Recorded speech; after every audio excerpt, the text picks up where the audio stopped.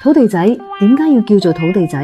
時間返到2020年12月15日，有善心人喺路環監獄附近土地公公側邊發現咗一隻大約6個月大嘅貓仔，雙腿嚴重折斷，懷疑係俾車碾壓。因為佢就喺土地公公附近被發現，我哋就改咗個名，叫佢做土地仔。雖然因傷成為終身殘疾，但土地仔一直喺被愛包圍中長大，依家已經5歲，性格依然活潑。不過土地仔長期受到牙腔炎嘅困擾，為咗減輕佢嘅痛楚，我哋早前特別安排咗半口拔牙手術。手術順利完成，恢復情況理想。土地仔嘅故事只係眾多毛孩中嘅其中一個。喺我哋嘅犬舍，仲有好多等緊幫助嘅毛孩。